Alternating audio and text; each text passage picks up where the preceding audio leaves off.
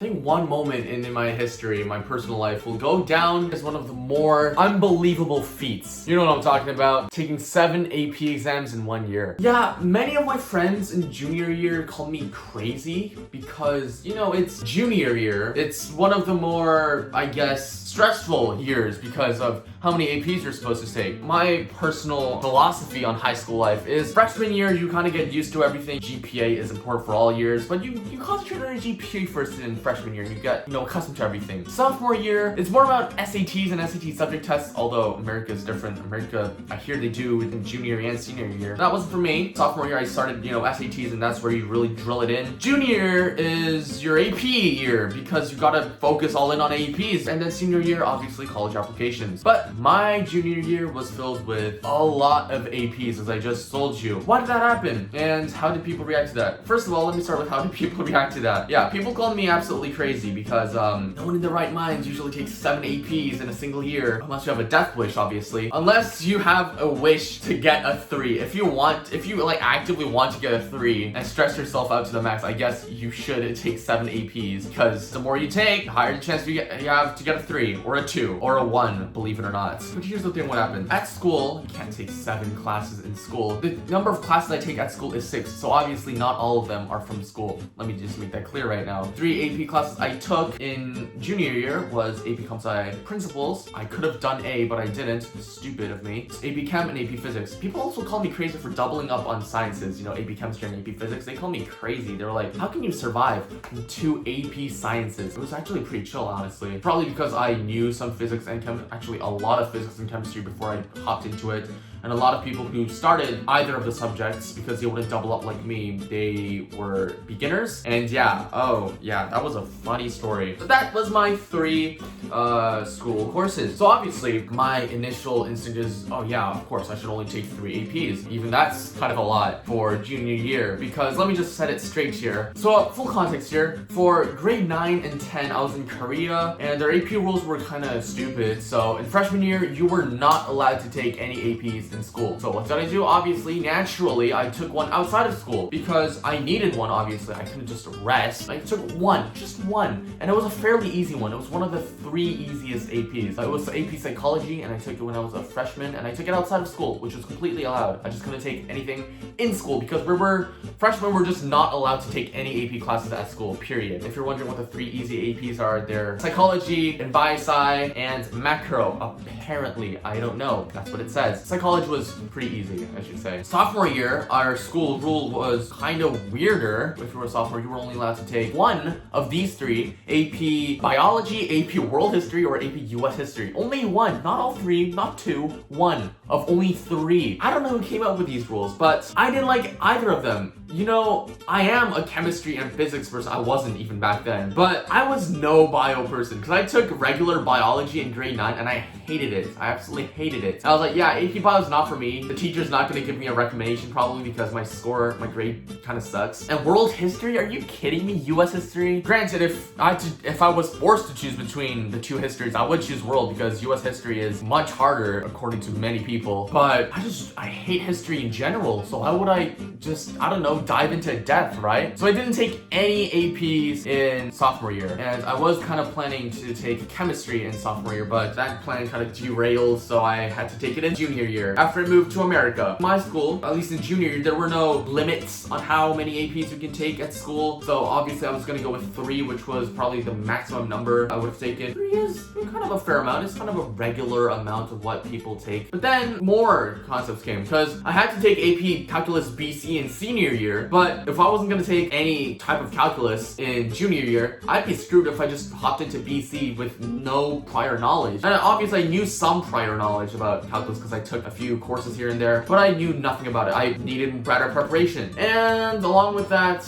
I had to, take statistics as a thing because, statistics. I was gonna go to STEM related fields back then. When I was a junior, I was considering like engineering kind of stuff. And if I was gonna consider that, obviously you need as many STEM related AP exams, AP college credits as possible. So my mom suggested, hey, why don't you take statistics and Calc AB while you're at it? Because AB in junior year would get me prepared, very much prepared for BC and senior years. I was very reluctant at first. I was like, you know what? Fine, because it's for my better good. And looking at the short term, obviously it's like death. But looking at the long term, when you look at everything, when you consider everything, the pros and cons of everything, it's supposed to be helpful for me. So I was like, you know what? Considering that long term thing, I will take statistics and AP Calculus AB. So that's 2 more adds to the shopping bag. So now we're considering 5 APs right now. And 5, when you get to 5 APs, you're kind of in that not abnormal, but just a bit unusually a lot of number of APs. Usually people would take 3 or 4 when you're juniors, not 5. You don't hear that many 5s. At this moment, obviously, as I told you, that's AP Computer Science Principles, Chemistry, Physics, Statistics, and AP Calculus AB. That's how many I'm gonna take. Possibly can't be more, right? Wrong. There was more. 2 more were added to the bag. Let me give you a story of why. As I told you, I'm doing physics, right? And I'm also doing Calculus AB. And it happens so that Physics C is a combination of Physics 1 concepts and Calculus. And I took the mechanics portion, obviously. I didn't want to take electrics, because electrics, that's kind of like Physics 2. I took AP Physics 1, by the way. And AP Physics 1 kind of covers up to mechanics. And I was like, oh, wow. I guess if I was gonna take AP Physics C, it's gonna be the mechanics, not electrics, okay? And it just happens so that the minimal knowledge that I would know from AP Calculus AB, or the knowledge I would know from studying AB, would be sufficient enough for me to take on AP Physics C with AP Physics 1 knowledge, just with plus calculus. That's the only difference with C. It's just AP Physics 1 concepts, but you need to apply calculus. That is the only difference, literally. I'm guessing AP Physics C electrics is Physics 2 plus calculus. So I was like, you know, now or never. If I want more STEM related things, and Physics C is kind of a huge deal, because, you know, Physics C is just like the top level of physics, of AP Physics, the top level. And if I wanted something, I guess, good or makes me stand out, I should take C. And that's how I took C. And now if you're wondering what the 7th last AP was, it was AP Language. Yes, AP Lang. So let me give you the full story here, more context. So back when I was in Korea, when I was in grade 10, in my Korean school, AP Lang was a grade 11 class course, whatever. It was a grade 11 subject. So I was in grade 10, I was like, yeah, next year I'm gonna take, AP Lang, and I was planning all that, and boom, became in America. And then when I was planning for my classes, I was like, to the counselor, I was like, yeah, I want to take AP Lang. She was like, AP Lang, but that's a grade 10 course. So it just happens so that my American school, and actually I think a lot of American schools here,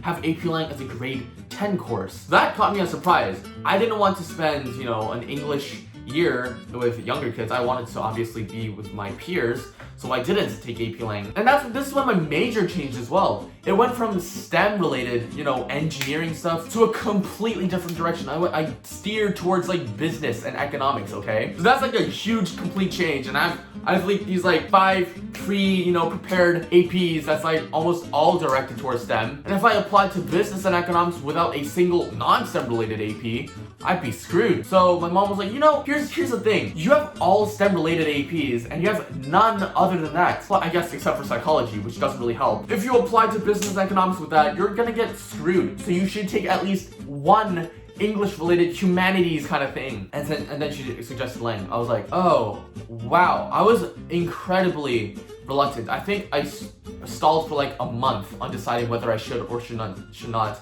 take AP Lang. But again, since I like to look at things in the long term, whatever the case, for me, if this is my personal case, whatever how bad the decision is, I always try to look at the long-term thing. And looking at the long-term, yes, AP Lang is beneficial because it helps with humanity APs, it helps with college admissions. And ultimately, right now in the position I am, I think it kind of did. So I was like, you know what? I'm super reluctant, but yes, I will take AP Language. And that is the story of how I studied for 7 APs in a single year. Was I stressed? No, I wasn't. I thought I'd be super stressed. My other friends were very stressed with 3 or 4 APs. Was I stressed? No, I wasn't. Jumping in, it was not a stressful experience. It was actually, just one by one. I had tests every day as well. I think like this one time it was like Monday, Tuesday, Wednesday, Thursday. 1 test per day though. That was very generous. Unlike some kids, like 2 tests per day. That's a nightmare. But I had 1 test per day, every day. Still, it was no biggie, honestly. It was just, yeah, that subject's done. Let me check the next one. Oh, that's done. Okay, let me just take the next one. And ultimately, I ended up with 3 4s and 4 5s. No 3s. Nope, not in my book. Would not allow myself to get a 3, and I'm still proud of that. But yeah, that is the story. People literally call me crazy. I think there was only one person, not from my school either, just from a raise of hands, not from our school, one person who's taking like 8 APs. And that was crazy. 1 or 2 maybe. 8 APs in a year. There are people who are, I guess, more crazier than me. But yeah, that is one of the more unbelievable stories of I took 7 APs in 1 year, junior year. Oh my god. If I think about that, that's pretty unbelievable, I'll be honest with you. No one in their right minds would do that. But yeah, here I am, completed 12 APs throughout high school life because I took 4 APs in senior year. Things are good. Anyways, guys, if you guys enjoyed this video, leave a like, subscribe, comment. I'll see you guys in the next video. Thank you guys so much for watching. Goodbye.